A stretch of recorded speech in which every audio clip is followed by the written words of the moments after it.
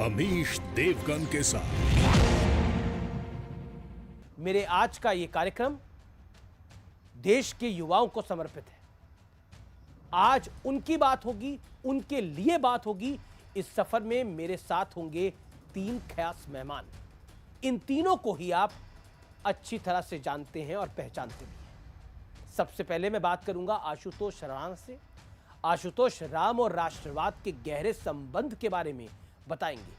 मेरे साथ जुड़ेंगे जाने माने लेखक, बॉलीवुड में काफी अच्छे गाने लिखे हैं इन्होंने, मनोज मुंतशिर, जो हमारे उन सपूतों का गुणगान करेंगे जिन्हें एजेंडे के तहत लगभग गुमनाम कर दिया गया, यानी भारत की विरासत क्या है।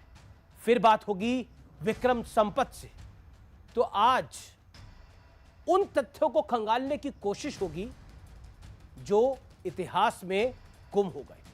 विनायक दामोदर सावरकर वीर क्यों थे और उन्हें 80 के दशक के बाद क्यों और किसने बदनाम किया। और मुझे उम्मीद है कि आज का यह मंथन, यह संवाद आपके सामने बहुत कुछ लेकर आएगा। राम महत्वपूर्ण क्यों है? रावण का वध स्वयं करूंगा कहने वाला राम जगे, और कौरव शेष न एक बचेगा कहने वाला श्याम जगे। परशुराम का परशु जागे, रघुनंदन का बाण जगे, और यदुनंदन का चक्र जगे, अर्जुन का धनुष महान जगे। जब हम भारत की बात करते हैं तो हमें महाभारत में जाना पड़ता है।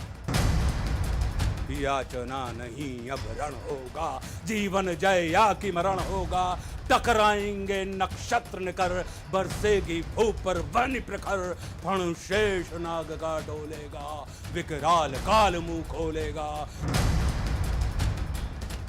मेरे साथ बात करने के लिए आशुतोष राणा है, जाने माने कलाकार हैं, अपनी बातों के लिए जाने जाते हैं, और सबसे बड़ी बात है वो साहित्य के जरिए राम और राष्ट्रवाद दोनों को बहुत सुंदर ढंग से देश के सामने रखते हैं।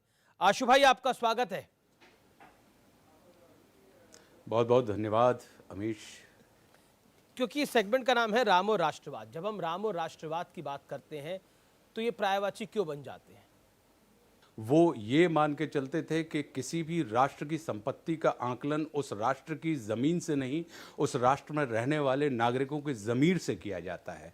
तो जब ज़मीर को जगाने की जो बात होती है तो उसके लिए कहीं ना कहीं आपकी जो व्यक्तिगत चेतना होती है, चेतना से चेतना का घर्षण जब होता है, तब कहीं हम और आप ज़मीन के तल से उठकर ज़मीर के तल पर आते हैं। इसलिए उनके लिए, परमात्मा श्री राम के लिए कोई भी ये देश की बात नहीं थी, क्योंकि देश का संबंध सिर्फ और सिर्फ दिशाओं से होता है। दिशांतर की जब हम बात करते हैं, जहाँ पे भौगोलिक स्थिति होती है, और देश मतलब भूखंड होता है, उनका संबंध राष्ट्र से था, जिसमें सभ्यता भी है, संस्कृति भी है, भाव भी है, भाषा भी है, विचार भी है, और ये हमारी भावनात्मक स्थितियाँ हैं। तो उन्होंने भूखंड ही नहीं, उन्होंने मनुष्य के भावखंड को प्रज्वलित करने का काम किया है, और वो इसी चीज़ को मानते थे। इसीलिए आज इतने लंबे सिविलाइजेशन के बाद जब भी कभी हम एक आदर्श राज्य की कल्पना करते हैं तो राम राज्य की स्थिति हमारे और आपके सबके कल्पनाओं के पहले पायदान पर आकर खड़ी हो जाती है। आप ही की पंक्तियां हैं,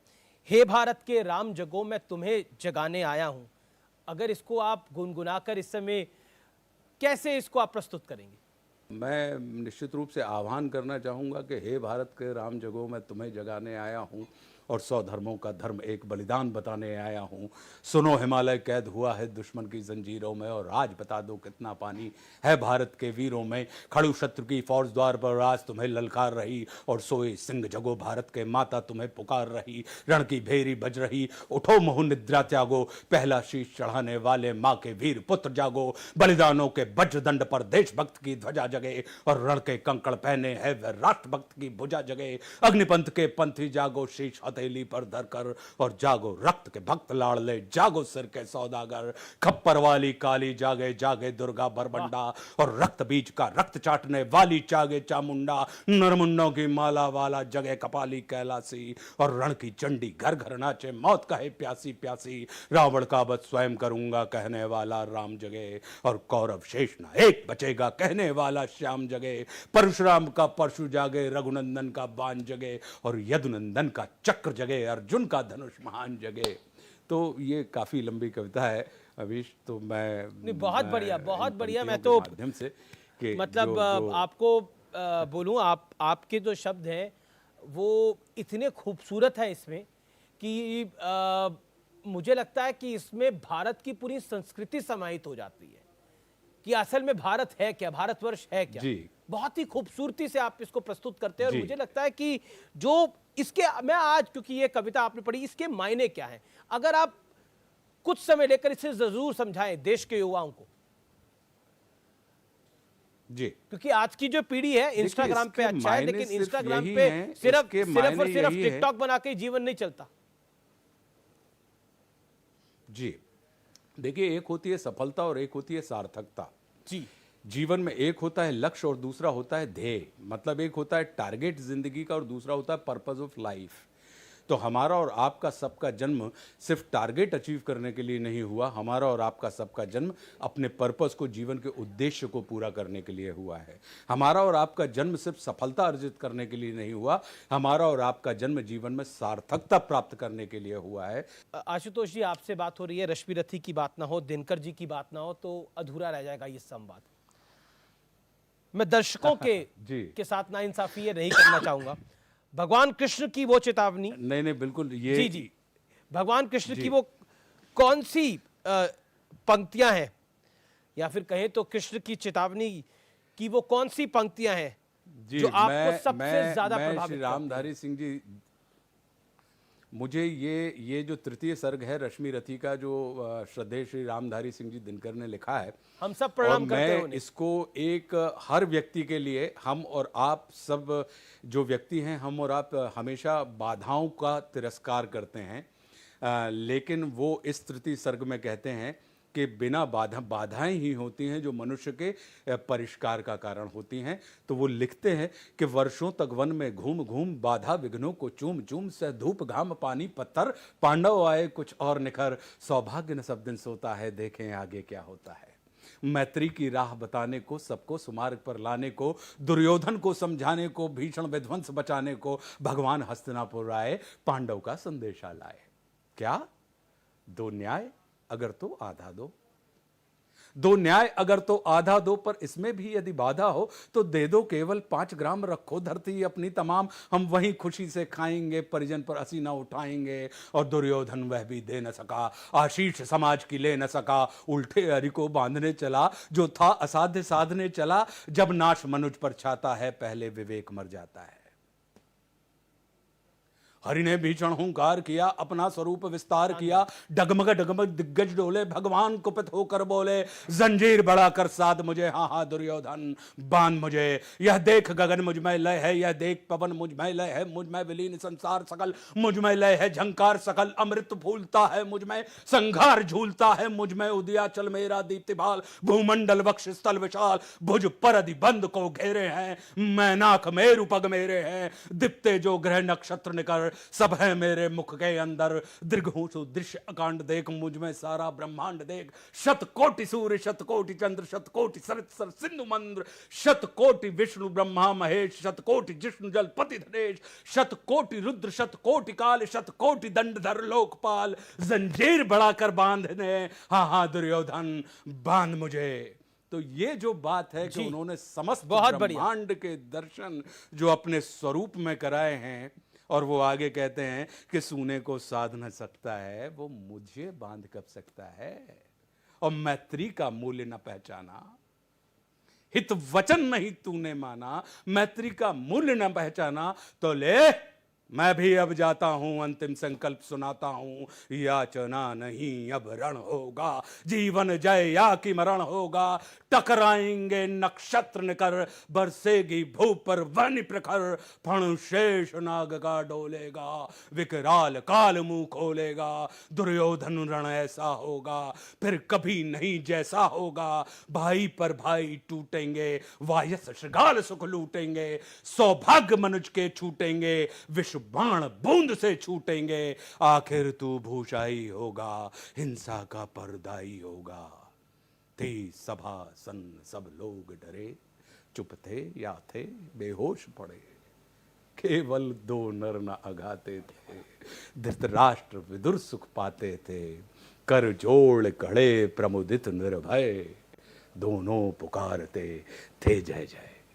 बहुत तो शानदार। ये जो श्री कृष्ण का दर्शन है, इसमें हमको और आपको ये पता लगता है कि वो किस वसुधैव कुटुंबकम की बात कर रहे हैं। तो जी। जब व्यक्ति, हम जी। और आप इस चेतना के साथ जुड़ जाएंगे, तो भारत की जो विविधता है, भारत की जो संस्कृति है, भारत की जो सभ्यता है, सभ्यता और संस्कृति ये दोनों एक नहीं होते, इनके बीच में अंतर होता है। सभ्यता का मतलब होता है कि हमारे पास क्या है, और संस्कृति का मतलब होता है हम कैसे हैं। तो बिल्कुल क्या सही है कहा। और कैसे हैं के बीच में अगर ये एक रूपता का संपादन हम और आप स्थापित कर लें, तो वह दिन दूर नहीं जहां पर जैसे हम विश्व गुरु, यानी हमने हमारे यहां भारत के आकाश से, पूर्व से हमेशा धर्म का नाद गूंजा है, और पश्चिम से हमेशा धन की आवाज गूंजी है। और आज की तारीख में हम और आपने धन को ही संपत्ति मान लिया है, या संस्कृति मान लिया है, या सभ्यता मान लिया है। तो मेरा ये मानना है कि कुछ लोग जो अपनी संस्कृति को ही संपत्ति मानते हैं, और कुछ लोग होते हैं जो संपत्ति को ही संस्कृति मानते हैं। तो संपत्ति को संस्कृति की मानने के मार्ग से हम और आप की तरफ ना बढ़ें, बल्कि संस्कृति ही हमारी संपत्ति है।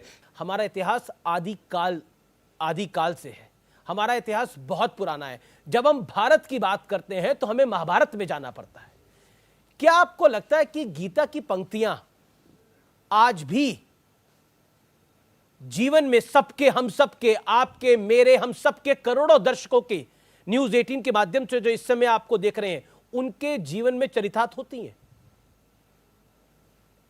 बिल्कुल होती हैं, क्योंकि गीता जो है वो सिर्फ और सिर्फ कर्मकांड का पुराण नहीं है, वो हमारे धर्म, कर्म और मर्म का ग्रंथ है। कि उसमें हमारे जीवन को और हमारे जीवन दर्शन को कैसे देखा जा सकता है, हमारी दृष्टि को कैसे विस्तृत किया जाता है, कि हम अपनी संकीर्ण दृष्टि को कैसे और विस्तारित कर सकते हैं। तब वो कृष्ण के द्वारा, श्री कृष्ण के द्वारा दिए गए इस मंत्र के मर्म तक हम पहुंच सकते हैं कि पूरी वसुधा ही हमारा कुटुंब है। जी, गीता की ऐसी कौन सी ऐसी पंक्ति है जिसको आप अपने तरीके से कहना चाहेंगे? बिल्कुल आखिरी दौर में हमारा संवाद है। देखिए, मैं तो संपूर्ण गीता को ही मैं ये मान के चलता हूँ कि श्री कृष्ण ने, क्योंकि गीता का जो उद्भव हुआ है वो एक ऐसी जगह पे हुआ है कि जहाँ पे भीषण संघर्ष की स्थितियाँ खड़ी हुई हैं, और परम पुरुषार्थी जिसे नरावतार कहा जाता है अर्जुन, जिसके बल के ऊपर समस्त पांडव जाकर अपने द्वारा अपने ऊपर किए गए अन्याय का प्रतिशोध लेने के लिए वो कुरुक्षेत्र के मैदान में खड़े होते हैं, और ठीक ऐन मौके पर एक परम पुरुषार्थी व्यक्ति द्वंद्व से घिर जाता है और उसे लगता है कि यह सब कुछ बेकार है। तो द्वंद्वित व्यक्ति को निर्द्वंद करने के लिए परमात्मा श्री कृष्ण ने कर्म योग, ध्यान योग, भक्ति योग, इन तमाम चीज़ों की बातें बताई। और ये कितना विलक्षण है हमारा और आपका इतिहास कि यहाँ पे भगवान से भी प्रश्न पूछने की स्वतंत्रता मनुष्य को दी जाती है। भगवान के द्वारा कहे गए उद्भव या उद्धृत उत्तरों के ऊपर भी, और अंत में वो हर बार कहते हैं श्री कृष्ण कि अर्जुन, ये तमाम चीज़ें मैंने तुम्हें बता दी हैं, लेकिन अब तुम वह करो जो तुम्हारा मन बोलता है। तो ऐसी वाली बात कि जिसने अपनी संपूर्ण बागडोर उनके हाथ में सौंप दी है, तो गीता की तो प्रत्येक लाइन, प्रत्येक ऋचा, प्रत्येक श्लोक, प्रत्येक चर्चा, यदि हम और आप लोग कहते हैं कि गीता समझ में नहीं आती। एक बड़ी अच्छी कहानी है कि एक दादाजी ने अपने बच्चे से कहा कि बेटा गीता पढ़ा करो। बच्चा आया, जवान था, और उसने कहा कि दादाजी मुझे गीता बिल्कुल समझ में नहीं आती है, संस्कृत में लिखी हुई है और आप व्यर्थ में मुझे पढ़वा रहे हैं। दादा ने कहा ठीक है, मत पढ़ो, एक काम करो, एक कोयले की टोकरी रखी हुई थी। उन्होंने कहा बेटा कि इस कोयले को खाली करो और उस टोकरी में भर के तुम नदी का जल लेके आओ। अब वो बांस की टोकरी थी। वो बच्चा जाता और जब तक लौट के आता तो बांस की टोकरी में से पानी गिरता रहता। वो फिर जाता, फिर लेके आता, फिर गिर जाता। वो आया और फाइनली उसने आके अपने दादाजी से कहा कि दादाजी आप भी कमाल करते हैं, आपने इस बांस की टोकरी में जिसमें पानी ठहरता ही नहीं है, आपने उसमें मुझे पानी लाने के लिए कहा है, मैं नहीं लाऊंगा, ला कर दे सकता।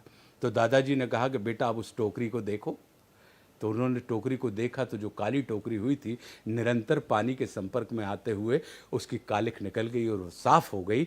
तो दादाजी ने कहा कि बेटा, गीता भी बिल्कुल ऐसी ही होती है कि भले ही जैसे ये टोकरी पानी को नहीं रोक पा रही है, लेकिन निरंतर संपर्क से उसने उसकी छुपी हुई कालिख को साफ कर दिया है। वैसे ही हो सकता है कि तुम्हें गीता तुम साध ना पा रहे हो, समझ ना पा रहे हो, लेकिन निरंतर संपर्क से वो हमको और आपको कहीं ना कहीं शुद्ध करती है।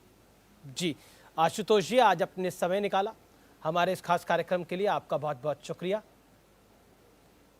धन्यवाद। बहुत बहुत धन्यवाद। क्या भारत की विरासत महाराणा प्रताप है या फिर मुगल है? जब आप भारत की विरासत की बात करते हैं तो मेरे दिमाग में बप्पा रावल आते हैं, मेरे दिमाग में महाराणा उदय सिंह आते हैं, मेरे दिमाग में महाराणा प्रताप आते हैं, मेरे दिमाग में अलाउद्दीन खिलजी नहीं आता, मेरे दिमाग में बाबर नहीं आता, मेरे दिमाग में अकबर नहीं आता। मैं इसका क्या करूं? मैंने लहू के कतरे मिट्टी में बोए हैं, खुशबू जहां भी है वो मेरी कर्जदार है। ऐ वक्त होगा एक दिन तेरा मेरा हिसाब, मेरी जीत जाने कब से तुझ पे उधार है।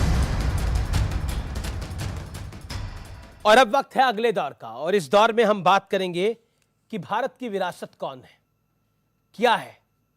क्या भारत की विरासत महाराणा प्रताप है या फिर मुगल है? और मेरे साथ बात करने के लिए मनोज मुंतशिर है। मनोज मुंतशिर, आपका अभिनंदन है, आपका स्वागत है। आपसे पहले मेरी बात आशुतोष राणा जी से हो रही थी, तो उनसे राम और राष्ट्रवाद की बात करी। सबसे पहले तो मेरा आपसे यही सवाल है, आखिरकार जब मैं भारत की विरासत की बात करता हूं तो आपके दिल और दिमाग दोनों में क्या चीज आती है?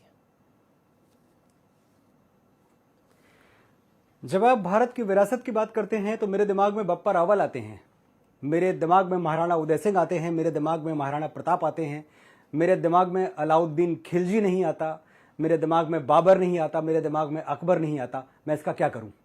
एक बार आंखें खोलने की जरूरत है, अपने इतिहास की तरफ देखने की जरूरत है कि जो हमारा अतीत है उसको कैसे अलग अलग टाइम पे, अलग अलग कालखंड में अलग अलग लोगों ने अपने फायदे के लिए ट्विस्ट एंड टर्न किया और कैसे हम उसका शिकार बनते गए।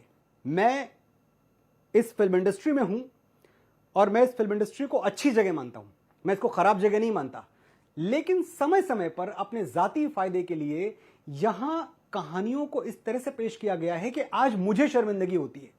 मुझे शर्मिंदगी होती है जब मुझे फिल्म बहुत पसंद है मुगले आजम, अच्छा ड्रामा है, अच्छी कहानी है, लेकिन जो दिखाया गया है उसका सच्चाई से कोई लेना देना दूर दूर तक नहीं है।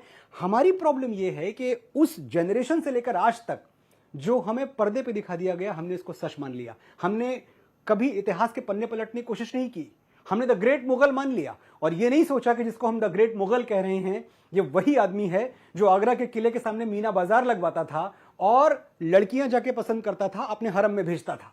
और फिर आप गलती करते हैं कि एक फिल्म बनाते हैं जिसका नाम है जोधा अकबर। मतलब जोधा अकबर, आप उसे लव स्टोरी की तरह प्रेजेंट करते हैं कि ये बड़ी शाश्वत प्रेम कथा है जोधा अकबर।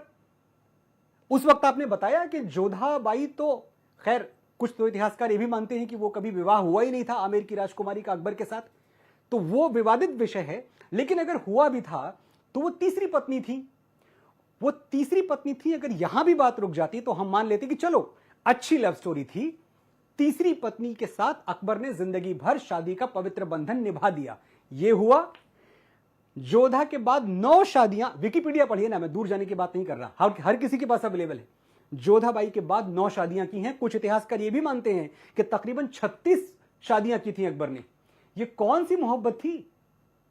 यह कौन सी मोहब्बत थी जो कभी रुकी ही नहीं? यह कौन सी मोहब्बत थी कि 1562 में अकबर जोधाबाई से विवाह करते हैं और 21 जून 1576 को पूरा मालवा उजाड़ देते हैं, बाज बहादुर को मार देते हैं, रानी रूपमती खुदकुशी कर लेती हैं क्योंकि रानी रूपमती के रूप का वर्णन सुन के ये आदमी पागल हो गया था। ये कहीं किसी नुक्कड़ से, बाजार से गुजर रहे थे। अकबर के बारे में ये सुनते रहते हैं कि भेष बदल के घूमते रहते थे। भेष बदल के घूमते थे, क्यों घूमते थे? भेष बदल के प्रजा का हालचाल जानने के लिए घूमते थे? ये तो झूठा इतिहास है जो हमें पिलाया गया है। सच ये है कि भेष बदल के हंटिंग ग्राउंड में घूमते थे, वो शिकार करने के लिए घूमते थे कि किसका शिकार करें। और ऐसा ही एक दिन था, इतिहासकारों ने लिखा है, जब अकबर रात के वक्त भेष बदल के घूम रहे थे और एक जगह नुक्कड़ नाटक चल रहा था।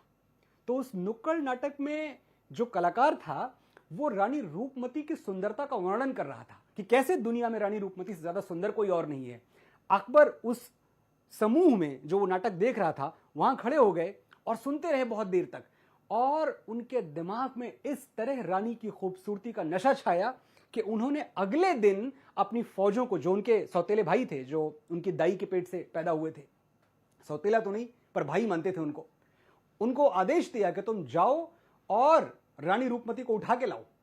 रानी रूपमती को लाने की, वो सती थी, रानी रूपमती थी, बाश बहादुर बहुत बहादुर थे। इन लोगों ने सरेंडर नहीं किया और अकबरी फौजों ने पूरा मालवा तहस नहस कर दिया। वो मालवा जो साहित्य का, संगीत का, लिटरेचर का, अदब का गढ़ था, जहां कोई बुराई ही नहीं थी। मैं ये कह दूं, अगर एक जो परफेक्ट स्टेट होता है, परफेक्ट ऑर्डर में स्टेट होता है, मालवा ऐसी जगह थी। अकबरी फौजों ने सब बर्बाद कर दिया। ये जोधाबाई से शादी के तकरीबन 14 साल बाद की घटना है। तो अकबर तो कहीं रुका ही नहीं, जब तक जिया अपनी हवस, अपनी वासना का पुजारी बना रहा। आप उसे मेरा हीरो ना बताएं, आपने आज तक बताया, मैंने आज तक मान लिया, अब मैं नहीं मानूंगा। अब मैं जाग चुका हूं और मेरे साथ करोड़ों हिंदुस्तानी जाग चुके हैं। मैं थोड़ा आगे बढ़ता हूं और अब मैं बात करना चाहता हूं कि जब हम बात करते हैं कि हमें मुगलों ने गुलाम बनाया, आपने उस पूरे फैक्ट को ध्वस्त कर दिया कि मुगलों के कभी गुलाम भारत था ही नहीं। अगर ऐसा होता तो यहाँ हिंदू धर्म या बौद्ध धर्म, कोई धर्म ही नहीं बचता, सिर्फ एक ही धर्म होता। मैं आपसे एक अलग सवाल पूछता हूं, क्या आपको लगता है अंग्रेजों के गुलाम हम उनकी मानसिकता की वजह से थे, अपनी मानसिकता की वजह से थे, उनकी वजह से नहीं?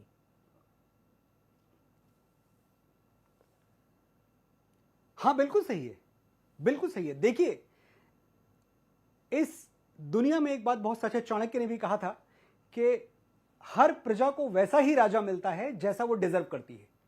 तो जो लोग हमें मिले, हम उनको डिजर्व करते थे, कोई अन्याय नहीं हुआ है हमारे साथ, हम ऐसे ही थे, हम इसी लायक थे कि हमें बहलाया जाए, फुसलाया जाए, हमारे ऊपर, हमारी साख पे, हमारी मर्यादा पे, हमारी लेगेसी पे घोड़े दौड़ा दिए लोगों ने हमारी आंखों के सामने, और हम कुछ नहीं कर पाए। जब हमें बताया जाता है कि हम इतने साल मुगलों के गुलाम रहे, अरे ये तो जो सिलेबस में पढ़ाया गया है वो झूठ है। हमें कभी ये क्यों नहीं पढ़ाया गया कि हमीर सिंह ने, महाराजा हमीर सिंह ने मोहम्मद बिन तुगलक को 6 महीने बंदी बना के रखा? ये चैप्टर में कहां है? कौन सी टेक्स्ट बुक में ये पाठ है? हमें क्यों नहीं बताया गया कि महाराणा कुंभा ने खिलजी को महीनों कैद में रखा? हमें क्यों नहीं बताया गया कि महाराणा सांगा ने दिल्ली के सुल्तान इब्राहिम लोदी को खटोली के युद्ध में पराजित किया, और बुरी तरह पराजित किया? हमें 7वीं सदी क्यों नहीं गिनवाई जाती, जब बप्पा रावल ने मोहम्मद बिन कासिम को ईरान तक दौड़ा दौड़ा के मारा था? ये सब हमें नहीं पढ़ाया जाता। हमें तो पढ़ाया जाता है कि भारत में मुगलों का राज था, जबकि उनकी सल्तनत तो भारत की सल्तनत नहीं थी, दिल्ली सल्तनत थी। यानी कुल मिलाकर दिल्ली के इर्द गिर्द राज करते थे। भाई, महरौली से यमुना तक, ये जिस जमाने की आप बात कर रहे हैं, उस वक्त अगर आप महाराष्ट्र की तरफ देखें तो छत्रपति शिवाजी महाराज का डंका बज रहा था, उनकी तलवारों के आगे किसी की मजाल नहीं थी आके खड़ा हो जाए। अगर आप साउथ की तरफ जाएं तो वहां की एम्पायर जो थी, जो वहां के राजा थे, वो बड़े मजबूत थे। राजस्थान कभी ये पूरी तरह ले ही नहीं पाए, गुजरात की तरफ ये पहुंचे ही नहीं। हम कहां की बात कर रहे हैं? क्या मजाक है ये? कौन सी सल्तनत और कौन सा मुगल साम्राज्य? जब हम एक वर्ड यूज करते हैं ना, the Mughal of music, the Mughal of this, the Mughal of business, पहली बात तो ये सोच बदल दीजिए, क्योंकि ये सिर्फ भगोड़े थे और ये बाद में लुटेरे थे।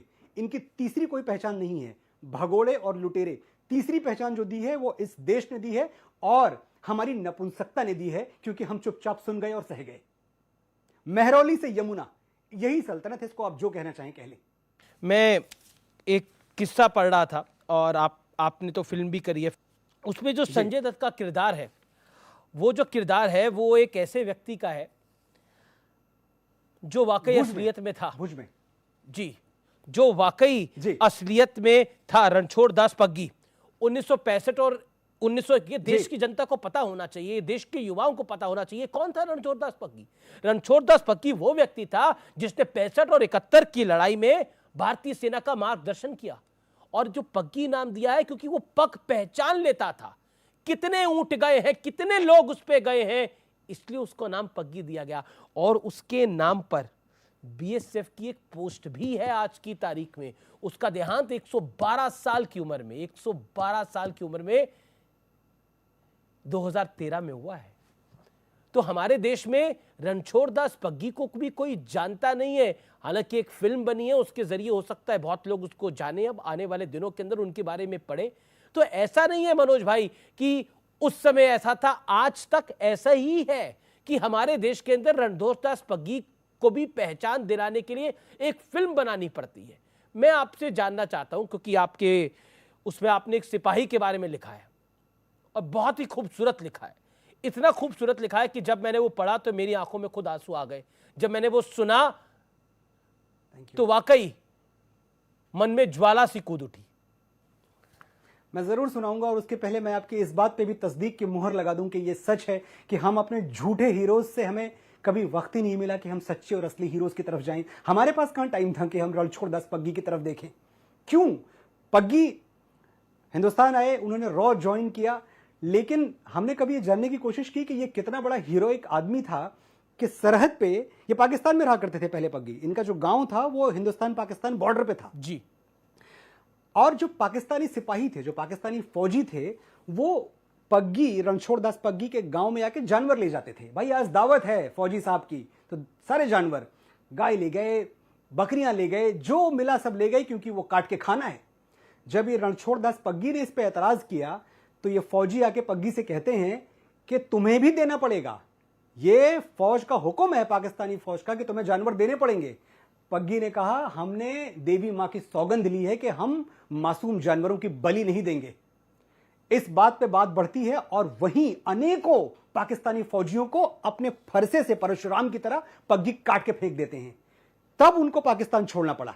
हमें यह कहानी नहीं पता है कि एक आदमी अपनी कौल का, अपनी कसम का, अपने वचन का, अपने धर्म का इतना पक्का था कि मैं जानवरों की बलि नहीं दूंगा, उसके बदले मुझे कुछ भी करना पड़े। हमने नहीं, पग्गी के बारे में कभी नहीं जाना। हमने रणछोड़ दास के बारे में ये जो एक उनका स्ट्रैटेजिक आर्ट था कि रेत पर पड़े हुए पैरों के निशान देख के वो ये तो जान ही लेते थे कि यहां से कितनी फौजें गई हैं, कितने ऊंट निकले हैं, लेकिन वो ये भी जान लेते थे कि ये जो ऊंट गुजरे हैं ये हिंदुस्तानी हैं कि पाकिस्तानी हैं, ये जो फौजें यहां से गुजरी हैं वो हिंदुस्तानी हैं कि पाकिस्तानी हैं, इतना तक पहचान लेते थे। ये उनका स्ट्रैटेजिक इंटेलिजेंस था। लेकिन यही बात आपने जो कही बिल्कुल सही है कि हमें तो खिलजियों से, गजनवियों से, अकबरों से, हुमायूं से, बाबर से वक्त कहां है कि हम पग्गी की तरफ जाएं। क्योंकि रणछोड़ दास पग्गी की बात हो रही है तो एक बात मैं अपने व्यूअर्स को जरूर बताना चाहूंगा जो मैंने सुना पढ़ा। रणछोड़ दास पग्गी जब 1971 में ईस्ट पाकिस्तान अलग हुआ तो सैम मानेकशॉ ने बोला कि रणछोड़ दास पग्गी को बुलाइए, उसके लिए बहुत बड़ी जिम्मेदारी निभाई है। तो हेलीकॉप्टर पे वो गए और हेलीकॉप्टर में उन्होंने एक पोटली, हेलीकॉप्टर भेजा गया उनको स्पेशली लेने के लिए। हेलीकॉप्टर में एक पोटली थी, तो पोटली में सैनिकों ने बोला खोल के दिखाइए इसमें क्या है। तो उसमें 2 रोटी, नमक और प्याज था। उसने बोला एक रोटी उनके लिए लेके जा रहा हूं, एक अपने लिए लेके जा रहा हूं।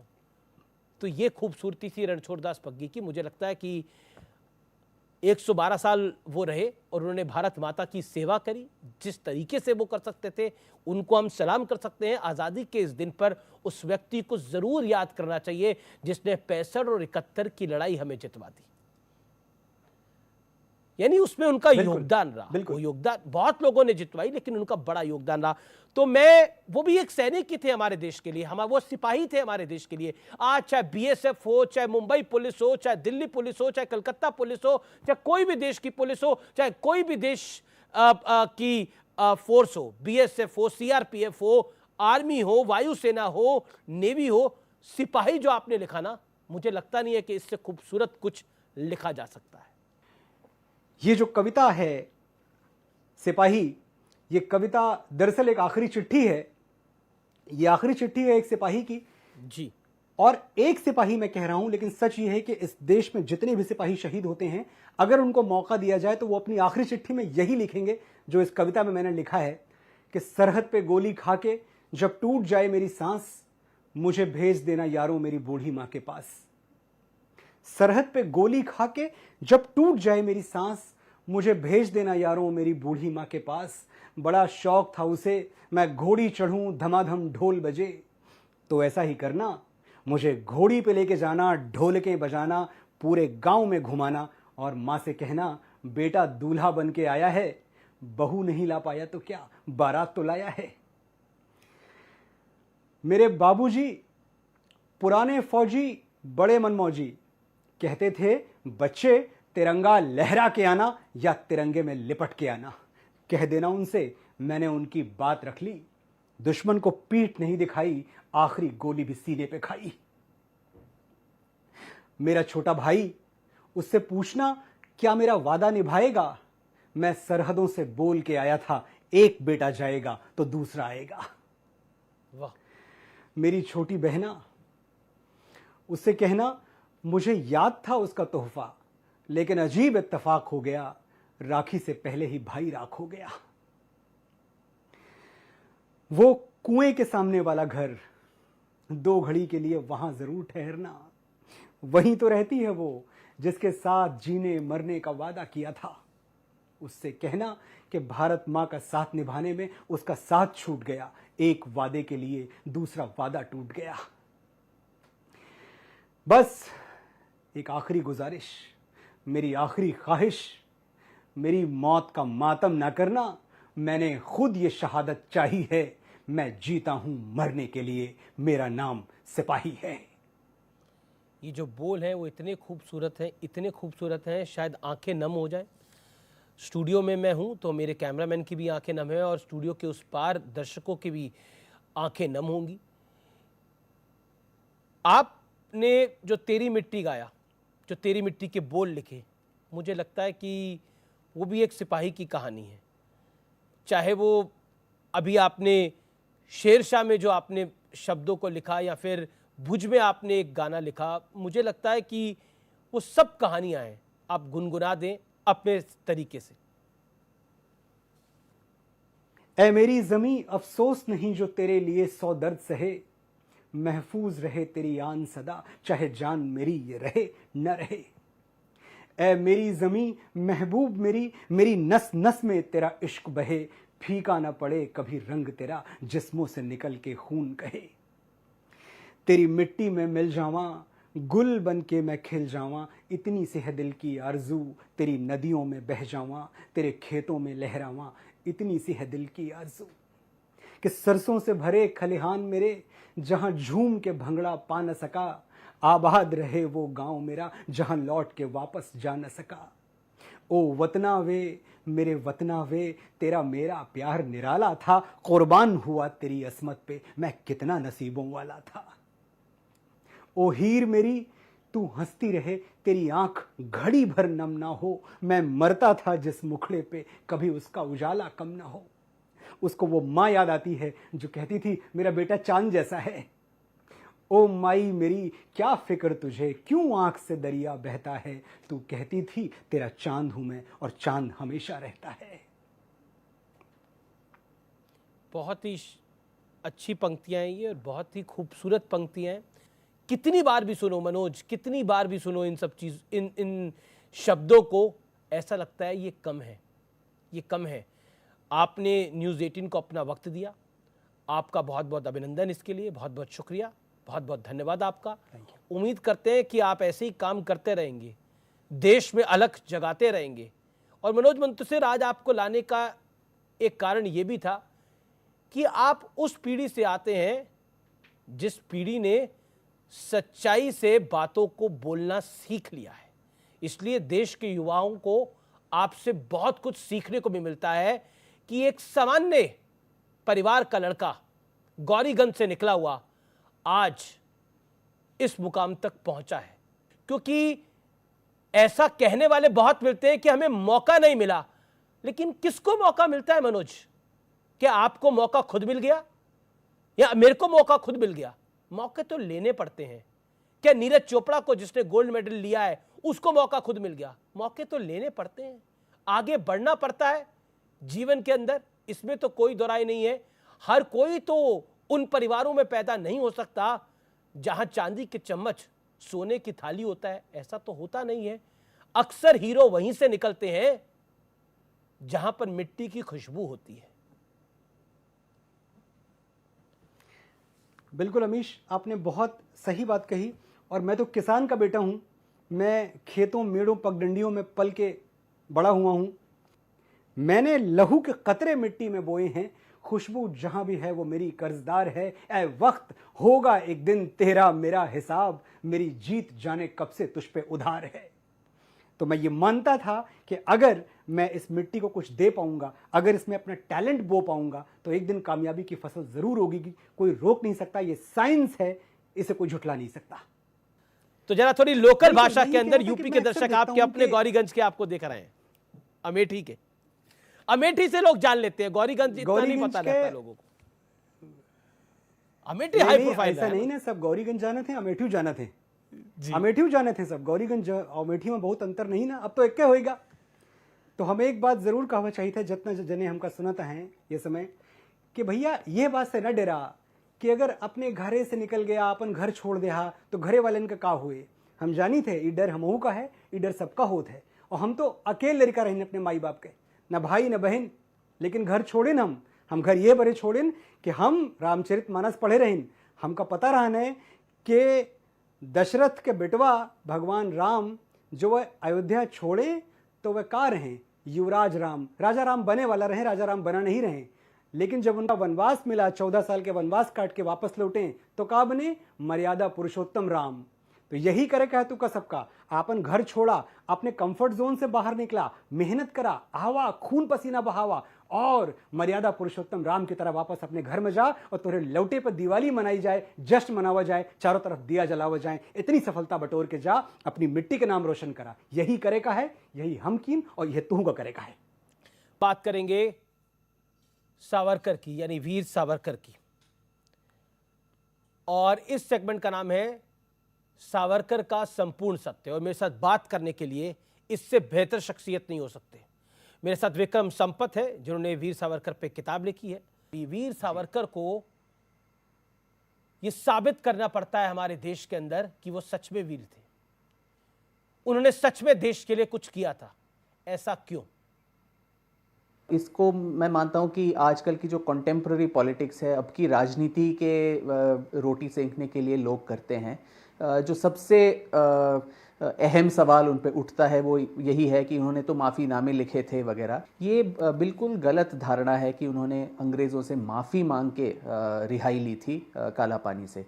एक तो हमें याद रखना चाहिए कि उनकी क्रांतिकारी गतिविधियों के लिए सावरकर जी को 50 साल की उम्र कैद हुई थी, और वो भी काला पानी, अंडमान निकोबार के आइलैंड्स के काला पानी की जेल में, सेलुलर जेल में, और वहाँ उनको बहुत सारी यातनाएं सहनी पड़ी, लगभग 11 साल के लिए। और उस वक्त की ब्रिटिश सरकार कई राजबंदियों को एक जनरल एमनेस्टी के तहत उनको रिहा कर रही थी। तो और इन सारे राजबंदियों को याचिकाएं डालनी पड़ती थी। मैं इसको माफ़ीनामा नहीं बोलता हूँ, मैं इसको याचिका बोलता हूँ। जो सारे राजबंदी याचिकाएं डालते थे और उसको देख के सरकार उनको रिहा कर देती थी। पर सावरकर जी खुद अपने लिए नहीं बल्कि बाकी जो राजबंदी थे उनके भी एक प्रवक्ता के रूप में ये याचिकाएं डालते थे।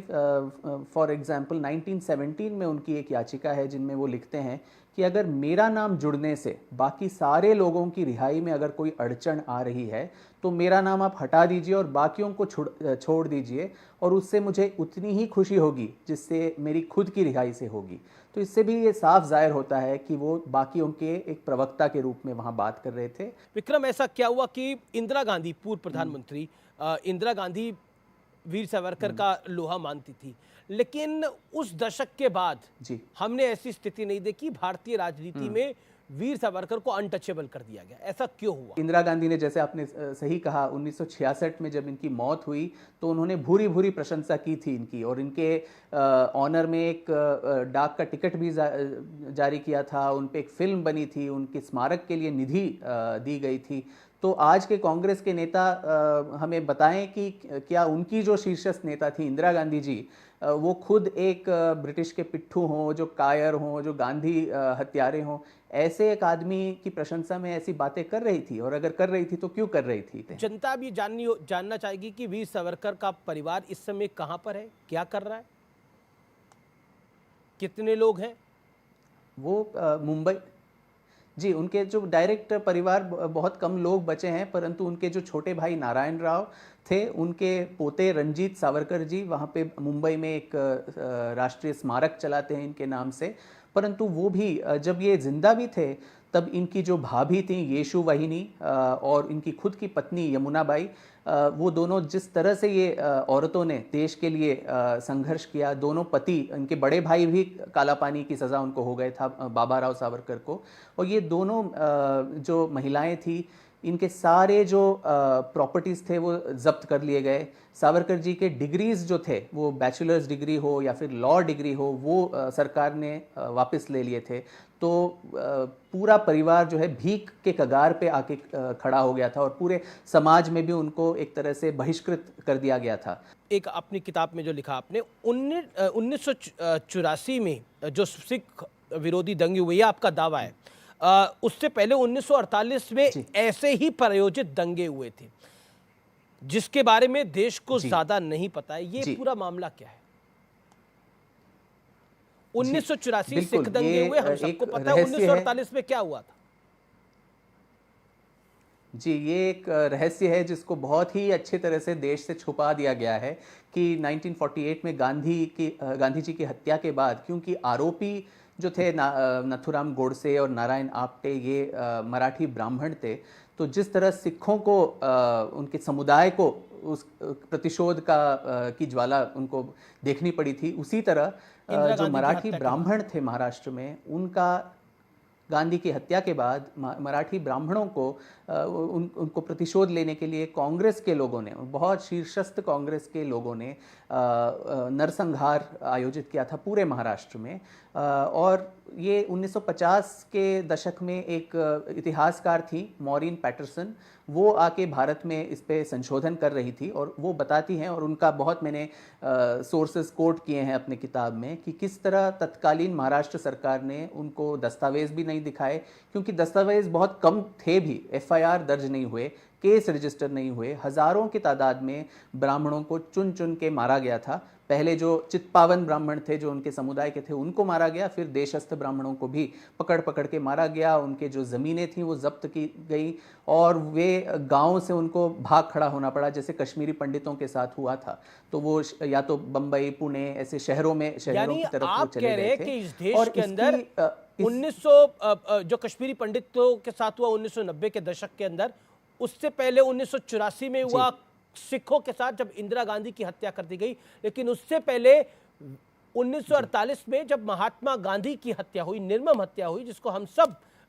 जिसका भर्त्सना करते हैं, उसके बाद मराठी ब्राह्मणों को टारगेट किया गया और उसको इतिहास से छुपाया गया। जी बिल्कुल बिल्कुल, किसी को मालूम भी नहीं है, शायद बहुत कम लोगों को मालूम होगा इसके बारे में। और फिर इसका एक्चुअली पुष्टिकरण करते हैं कांग्रेस के खुद के बहुत ही शीर्षस्थ नेता और तत्कालीन मध्य प्रदेश के गृह मंत्री द्वारका प्रसाद मिश्रा जी, जो अपनी आत्मकथा में उन्होंने लिखा है कि किस तरह जब वो गृह मंत्री थे तो 100-200 से ज़्यादा जो कांग्रेस के लोग थे उनको पकड़ पकड़ के जेल में डालना पड़ा था, क्योंकि उन्होंने दंगे करवाए, लोगों की को मारा था, उनके जो प्रॉपर्टीज़ थे उसको जला दिए थे, घरों को जला दिए गए थे, औरतों को, बच्चों को मार दिया गया था। तो ये सारे कांड जो थे 1948 में हुआ था, परंतु जैसा मैंने कहा, न तो एफआईआर दर्ज हुए, न ही केस रजिस्टर हुआ। और संशोधन के दौरान मैंने सोशल मीडिया के द्वारा इसका लोगों, जो अभी उनके जो वंशज हैं, उनसे बहुत सारे जो मेमोरीज हैं उनके फैमिली हिस्ट्री के बारे में, तो वो जानने की कोशिश की। तो बहुत सारे लोग आगे आके अपनी कहानियां बताईं, परंतु गौरतलब बात यह है कि बहुत लोग आज भी डर के माहौल में हैं कि अपना नाम नहीं बताना चाहते। वो बता रहे हैं कि आज भी महाराष्ट्र में जो पार्टियां बहुत ही शक्तिशाली हैं वो उन्हीं के डिसेंडेंट्स हैं जिन्होंने दंगे करवाए। तो इसीलिए अपनी जान का लिहाज करते हुए आज भी लोग डरते हैं अपने आप को खुले में आके इसके बारे में बात करने के लिए। तो आप सोच सकते हैं कि 70 साल बाद भी इसके बारे में खुले विचार में एक स्वतंत्र भारत में बात करना कितना मुश्किल भरा काम है। और बहुत सारे लोगों ने मुझे भी बताया कि आप कृपया इसको प्रिंट में मत डालिए, आपका जान को भी मुश्किल में पड़ सकता है। पर मैं इन सब बातों से डरता नहीं। मैंने सारी चीज़ें पहली बार शायद प्रिंट में इन सब चीज़ों को अपनी किताब में डाल दिया है। बहुत बहुत शुक्रिया आपका, बहुत बहुत अभिनंदन आपका, आपने इस किताब को लिखा और मुझे उम्मीद है कि आपकी इस किताब को देश का युवा पढ़ेगा और आपने वीर सावरकर यानी विनायक दामोदर सावरकर कितने वीर थे उसका व्याख्यान किया, ये बड़ा आवश्यक है। और मुझे लगता है कि ये संपूर्ण सत्य जरूर देश के सामने आना चाहिए और ये एक प्रयास है कि वीर सावरकर का संपूर्ण सत्य आपके बीच, जनता जनार्दन के बीच, देश के युवाओं के बीच जरूर आना चाहिए। बहुत बहुत शुक्रिया विक्रम संपत जी।